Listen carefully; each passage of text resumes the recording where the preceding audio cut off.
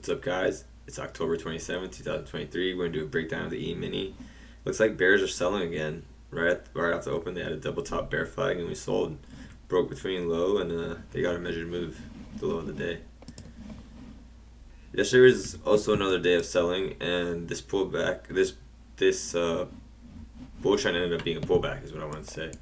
The selling above the EMA has been working for some time now. So last week, Monday didn't work, but all other times since FOMC, selling above the EMA was great. I am a little cautious now because we see some bullish market structure, but that ends up being a pullback because we all traded, so we know we sold off today.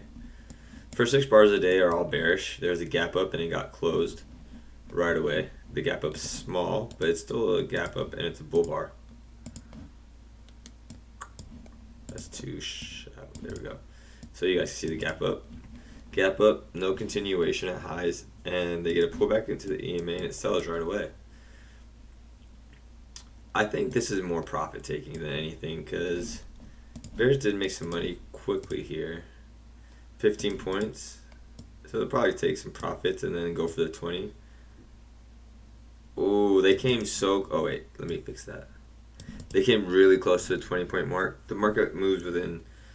It moves 2 points for a scalp, 4 points minimum for a swing, and then it takes profits at... To every 10 points, it's taking profits 15, 20, and then 30, 40, 60, 80. That's per Al Brooks about point counting. I don't talk about point counting too much because I do talk about point counting, but it can get confusing quickly. It can get confusing. So the bears wanted to make 20 points and they only made 19. You see profit taking into support here. So now we have a high and a low put in. This is yesterday's price action too. I'm adding it to today's price action. Let's put the high and the low in. And I'm trying to, you guys are seeing me using these fibs. This is Al Brooks fibs. It's the daily range broken up into 3 parts. And that's so I can start seeing the market from a consistent perspective. So when we're range bound, we sell high. We sell the upper third, we sell high, and we buy low. And we do nothing in the middle. That's what's the most important thing, is because I'm getting chopped up in the middle. And this is what he recommends in his course. I see other people posting it, but it's good to know. If you take the course, you'd understand how he has a system for like the way he trades these. He sets limits, and it's interesting. So here, bears are getting continuation to the lows. If you had limit orders set here to sell, you would make money, and your target is here, and then here if you get strong closes. This was a news bar. I got trapped. I took a long. I got filled. Went down, went up, went down, went up. I think I got out on this bar. Yeah, and so here's one bear flag from yesterday's pull here. Lower high and a sell into the low. This gap is yesterday's low. So I think bears wanted to tag yesterday's low. That'd be a good magnet for them. When the day opens up, there's usually a magnet. So strong reversal. Strong 2-bar reversal at lows. Buy low, sell high. I bought this bar.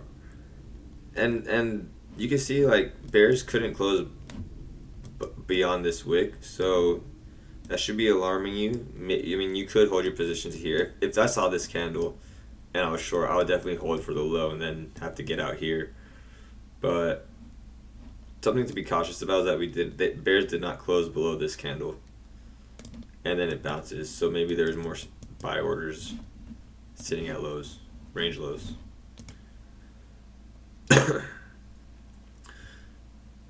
And now here comes a double top bear flag, and this is also second leg trap, which is really interesting because I've been studying about second leg traps and ranges, but I never actually witnessed one. And a second leg trap, so a second leg trap, right? If we talk about leg 1, leg 2 being a high probable trade, that's what makes the second leg a trap, is that the second leg is taking place late in a range, and it turns out not to be a high probable trade. And I also got dumped on here. So I got snapped on here, dumped on here. It was a rough day for me. But anyways, this was a second leg trap. I thought this was a strong first leg, pull back, and a second leg. We failed at highs, but since we wicked into a new high, I held, and then it was bad. But anyways, here is the bear flag, double top. That was a bad line. Bear flag. Bit of an overshoot, and we sprang back into the range. Double top. You guys see that pattern? I hope so. Double top. Bulls get trapped buying highs here because the market did open up, and at one point this was a bull candle. So somebody bought the high of this candle, and if they didn't get out here, they didn't get out here. They waited. So he made a point if he sat through this entire drawdown. And he gets out of his position, as along all the other bulls who bought up here, and the market dumps. The market is looking at a bear flag double top. And a failed breakout to add context to this is the failed breakout. Failed breakout, micro lower highs, strong sell. This bar takes out this bar, and we move right back to you see how most of the price action is happening in the middle of the range. That's why Al Brooks recommends only trading the upper 1/3 and the lower 1/3, because look, upper 1/3 we sold off. Okay, they don't get a strong close, you get out. You could hold too if you want to sit through the two-legged pullback for the bulls. Sell again. Okay, you make your money. Buy, sell. But look what happens if you bought here, which I did. I bought here, and it's just garbage. So there's method to his madness, or merit, or take the course is what I'm trying to get at. If you guys like price action, take the course. It'll make everyone stronger, make you a stronger trader. Comments will be good. It'll be fun. This was a rough. This is kind of when I called it early.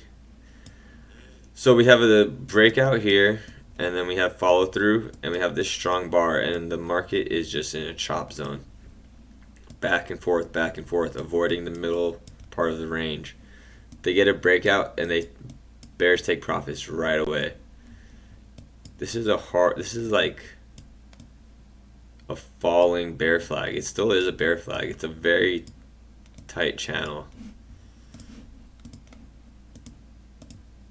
That's the channel, and then they get actually the channel is pretty much this candle.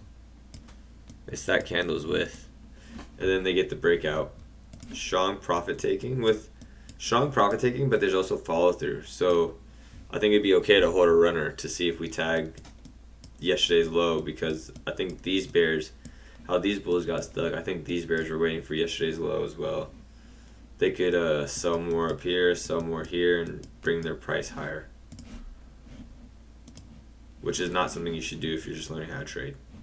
But that's what is going on behind the scenes. Boom. Okay, the market confirms a strong breakout, so we're not in a range. I'm going to delete the fibs, and I'm going to throw on the same fibs, but with a 200% move. So this is the range low.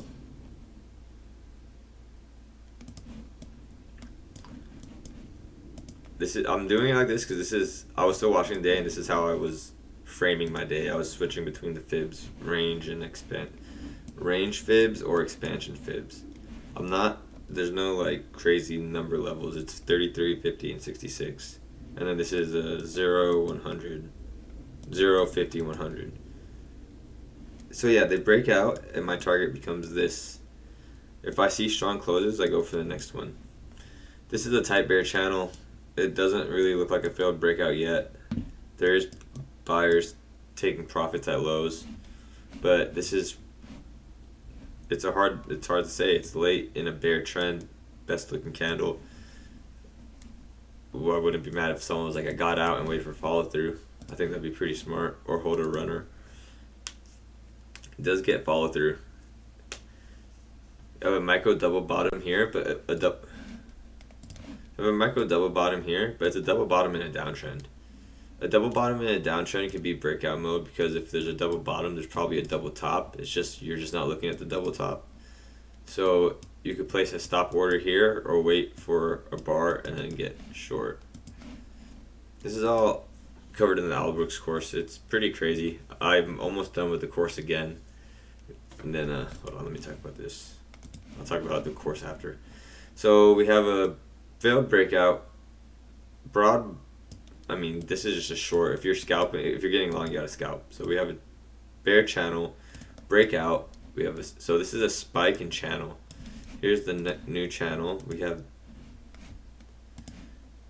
here are the wicks, top of the channel, or you can do body. Let's just extend it and see what happens. This channel can also be extended.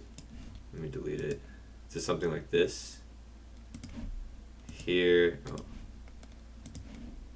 Here, this high. It would have to be around that high, and then these lows. So you guys can see the two types of channels. I hope that's not getting too confusing.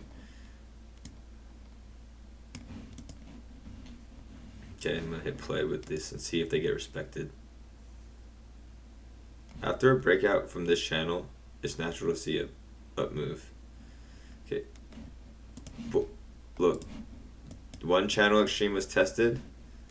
They failed to break out, and then once it fails to break out here, your target becomes the other extreme of the channel, which was also the new low. Bulls won't see this as a double bottom, but it breaks out. We can also, now that we have another pivot, we can make it like this, which is a little bit easier to see. This is a better looking channel because the upper half is getting respected, the lower half is getting respected, this is getting respected, and now we're trading back at the lower half. So maybe it just drifts lower. So we're getting really close to the end of the day. Bears have almost met their first objective, or their second objective, which is 100%. This is 100% of the range, and they make it. Bears get their money, and it becomes a broad bull channel. Oh, that was like, it was I think I did wick. So they almost get it, and it becomes a broad bull channel. The market is starting to have bigger bars to the bull side. Bulls are making money, bears are making money. Bulls are barely making money here. You have to be a limit order bull to be limit order scalp out, limit order scalp out. But now market, you can put a stop order here and make a point. Stop order, so it's becoming more of an even market, 50-50 range bound, with still bearish pressure though. So that was the day. Break out into a bear channel, and then towards EOD, the bulls profit taking. They found a low. Pretty nice day for the bears. Pretty good week for the bears. They've been in a downtrend since FOMC. FOMC was right here. It was this day. So yeah, they're selling off. Bears are doing good. Pretty much pull back the first 2 days of the week, and then sell off for the rest of the week. Here's the weekly chart updated. This is last week's high. Is this candle on Tuesday? Last week's high was put on Tuesday, and then on Friday we had last week's low. So it was pretty early high I put in, and very late in the week was the low. Wait, yeah, I said that right. This is the 50% level. We're trading at the bottom of the range, and this 50% level is the overall 50% from last October's run up. Looking pretty bad for the bears on the daily chart. This is the daily chart. They got a wedge bottom here. 1, 2, 3. Bit of an undershoot. Here's the wedge bottom. Ooh. Look, we're coming into the apex of this range. Apex or midpoint. There's so many different words that describe the same thing in trading. I think everyone knows that midpoint is correct for here. We're coming into the midpoint of this range. It's the daily chart. And on the hourly chart, it's a zoomed in price action. We had a breakout of this bear flag. Tested the high, give the bears a double top, give these bulls a chance to get out. Whoever bought this high was trapped for a few hours. They make a little bit of money, they dump, they get out, market gaps down, and we've been in it was a bear, it looked like a spike in channel. Here's the spike, it's tight, and now we pull it out, and it's just a channel. So I think it'll be cool next week. Maybe we consolidate for a little bit because we've been ranging for a while. So it'll be interesting to see what happens next week. I'm pretty excited for the end of the month because I'm not trying to put it in anyone's head, but if there was a day to trend, the end of the month we can trend because we're looking for monthly targets. Just like at the end of the day, sometimes we have to trend towards the open. Well, at the end of the month, we have to trend towards the monthly targets. Let's look at the month. So we're pretty far away from the monthly open. I doubt we hit the monthly open, which is the top of this candle.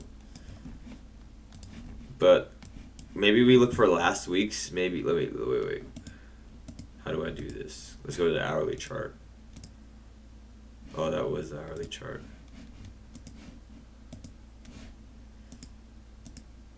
Maybe with the hourly chart we do like a little bit of a pullback and we search for the 50% level and then we sell off, or anything can happen at the end of the month. It's going to be a good month for, it sounds like it's a good month for everyone. Hope you guys are studying on the weekends. That's the most important thing, is to be studying on the weekends. Everyone loves to study right after market's over, but studying on the weekends is when the real people, we make real money. Have a good weekend. Get ready for next week. Study, mark up your charts. You guys can email me your charts if you want. I'll drop it in the emails if you guys want, or in the comments I'll drop my email. I always get so long-winded after these breakdowns. I appreciate you guys showing up and leaving comments, everybody. Thank you so much for your support. I really appreciate it. I'm having a good time doing these. Have a good weekend. Stay safe. I'll talk to you guys on Monday. And I just realized you guys will see this on Monday and the weekend will be over. So I hope you guys had a good weekend and you stayed safe. Okay, bye.